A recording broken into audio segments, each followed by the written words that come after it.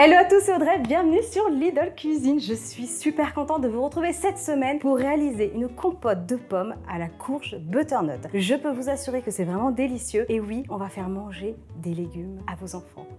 C'est machiavélique, hein. Et ça tombe bien parce que c'est bientôt Halloween, donc du coup vous pourrez faire cette recette pour Halloween et en plus j'ai la chance d'être accompagnée de Monsieur Cuisine parce que je sais que vous le kiffez autant que moi, donc cette recette va être super. Un vrai petit bonbon sous le palais, ça va être velouté, sucré. Allez, je m'arrête là. Comme d'habitude, bien sûr, je vous laisse la liste des ingrédients en description de la vidéo et bien sûr vous retrouverez tout chez Lidl. Allez, c'est parti. Pour cette recette, on aura besoin d'une gousse de vanille, 2 pommes golden, une courge butternut, quelques amandes et du miel. On va commencer avec les pommes parce que j'ai pris un petit peu d'avance. La courge est coupée en gros cubes, donc c'est plutôt cool. Pour cette recette, j'ai pris des petites golden parce qu'elles sont souvent oubliées, mais c'est vraiment très bon les golden. C'est sucré, c'est très doux, mais après vous pouvez choisir une pomme que vous avez l'habitude de consommer. La Canada grise est très bonne aussi, elle se compote bien. On épluche. Cette recette va être vraiment très rapide à mettre en route. Tout va se faire avec Monsieur Cuisine, la cuisson, le mixage. Ensuite, rien de compliqué, on coupe, on fait de jolis quartiers et on retire le trognon. Je fais la même chose avec le reste des pommes, on se retrouve juste après. Je reprends mes jolis quartiers. Simplement, je vais les couper en cubes. Comme ça ira plus vite au niveau de la cuisson. On va allumer le robot. Pendant qu'il se connecte, je vais ajouter la courge butternut dans la cuve avec les pommes. Ensuite, je vais mettre de la vanille. Là, on a des gousses fraîches. Ça encore plus fameux. Je vais juste venir l'aplatir comme ça. Avec le dos du couteau, ça sera plus simple. Ensuite, je vais la fendre en deux. Et là, ça sent déjà trop bon. Et toujours avec le dos du couteau, je vais venir gratter comme ça pour récupérer les gousses. Et elle est bien grasse. Elle est magnifique cette gousse de vanille. Regardez, du caviar. J'ajoute la vanille directement dans la cuve. On n'en perd pas une miette, hein. Et ça, surtout, ne le jetez pas. Soit vous faites un petit peu de lait chaud, lait de vache, ou lait... moi je le fais avec du lait d'amande, j'adore ça. Vous le faites chauffer un petit peu et vous plongez votre gousse de vanille et ça vous fait un petit lait vanillé. C'est vraiment un pur délice. Et sinon, si vous voulez parfumer votre sucre, tout simplement, vous plongez la gousse comme ça directement et ça va parfumer. Ça vous donnera un sucre vanillé maison. Ça se perd pas, hein, c'est précieux. Je vais cuire tranquillement à 100 degrés et ici pendant une dizaine de minutes. Oh, pile poil. C'est parti, on se retrouve juste après.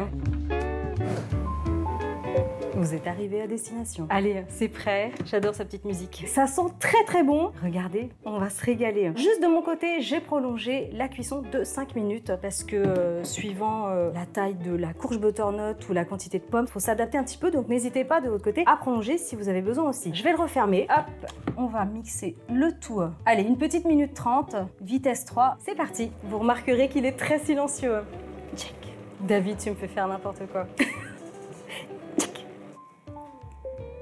Ça y est, c'est prêt. Juste avec une petite maryse. N'hésitez pas à racler les bords.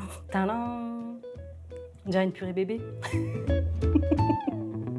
Pour encore plus de gourmandise, je m'équipe d'une petite poêle. Je vais juste hacher quelques amandes. Vous pouvez hacher des amandes, des noix de macadamia, des noix du Brésil, des noisettes. Vous l'aurez compris, prenez le fruit sec qui vous fait plaisir. Et là, je vais les ajouter dans la poêle. Alors vraiment sur un feu doux moyen avec du miel. C'est juste histoire de faire caraméliser un petit peu le tout avec le miel. Ça sent super bon. 1 minute 30, pas plus. J'éteins le feu. Ensuite, je vais servir une petite part. Vous pouvez la manger chaude. Franchement, la compote chaude, c'est bon. Ou légèrement tiède. Moi, c'est ce que je préfère. Sinon, si vous voulez vraiment la manger très fraîche, placez-la au frais pour une petite demi-heure, allez, 1 heure. Et ça sera impeccable. Petite compote. Ensuite, on va rajouter les amandes. Alors attention, parce que c'est encore chaud. Sur le dessus. Et si vous aimez beaucoup le miel, comme moi, j'ai pas sucré hein, la compote. N'hésitez pas à en rajouter encore un petit peu sur le dessus. Tadam!